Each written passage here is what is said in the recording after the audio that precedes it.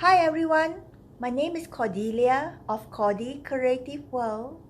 I am here to teach you on how to make a whale sock doll.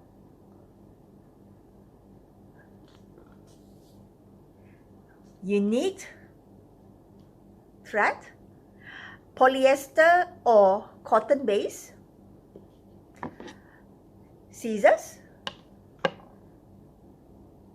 buttons for the eyes.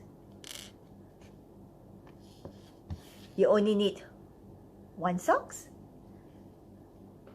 and polyester fiber stuffings. After you shape this sock into a whale, it's for you to put these stuffings inside and try to fluff it up, shape it more like this. I have advice for you, which I have experienced in one of the workshops I did for Ronald McDonald House Charities. What happened was that one of the participants was so over enthusiastic. She put a lot of stuffings into the socks, and then she showed her doll to me and asked me, "Cordelia, why is it my doll is so hard? It's not as soft as I would have imagined." So I told her, less is more. And as she took it out, what happened is that the doll becomes softer to the touch and put against the body. Please don't have the idea, the more the merrier. No, it has already been shown if you overload these socks with too much of these polyester fiber stuffings, it becomes almost as hard as a rock. So find a balance where it's soft to the touch. And now I'm going to guide you on how to make a whale sock doll. Now you notice I'm holding this. It's for you to know on how to cut the sock and also to shape it. Now, this is shaping the mouth area.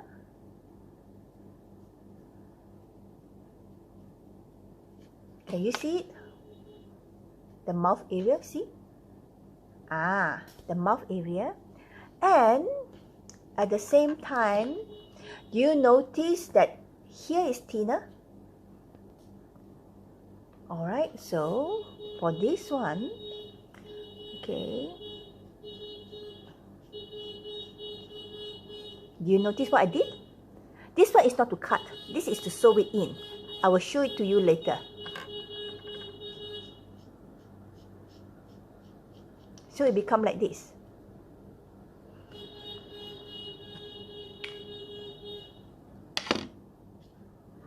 And now, I'm going to teach you on how to create a knot. First, you put this thread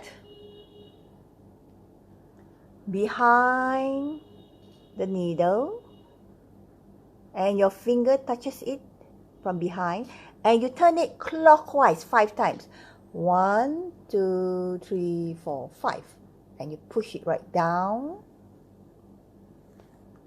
And that's the knot. Now, first you need to cut the socks. As you can see, you cut it.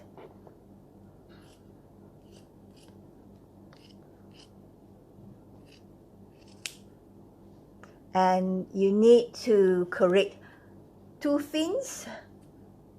Can you see it? All right.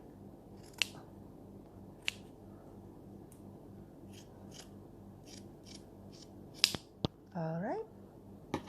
The spare one put aside, and there they are, 2 fins. And as you notice, this side is not to cut.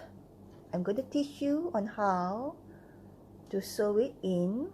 Now first, use your finger, push it in. Yes, like this, push it in. Alright, push it in. And then your needle here goes right in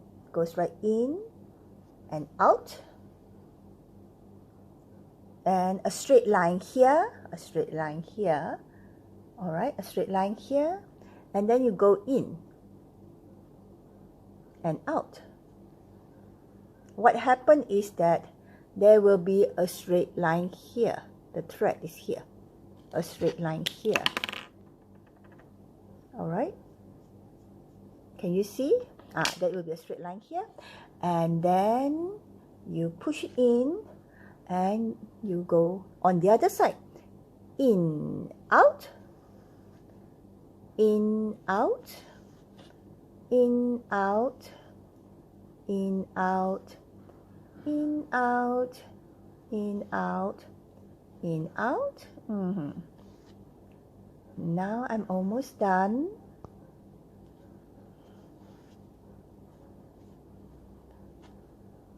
All right, I will let you see what I did.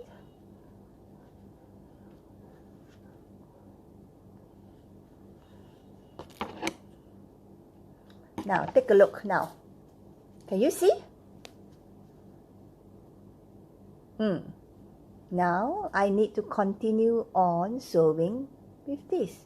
Again, remember I mentioned push it in, push it in. Alright, so it become like this, push it in. And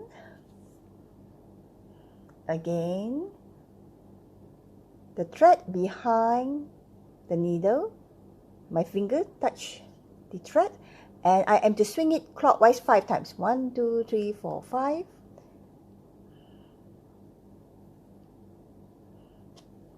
And then my needle go in and out, and then go straight line on the other side, in, out. And then it will be zigzag, zigzag, in, out, in, out. All right?